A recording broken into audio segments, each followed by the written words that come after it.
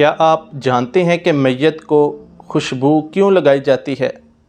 یعنی جب مردے کو دفن کرنے سے پہلے کفن اور غسل وغیرہ دے دیتے ہیں تو اس کے بعد اسے عطر وغیرہ لگائی جاتی ہے، تو اس کی وجہ کیا ہے؟ اس حوالے سے ناظرین محترم تفسیر روح البیان میں ہے کہ زمین نے اللہ تعالیٰ کی بارگاہ میں عرض کیا، یا اللہ پاک مجھ سے مٹی اٹھانے کی وجہ سے میری مٹی کم رہ گئی ہے۔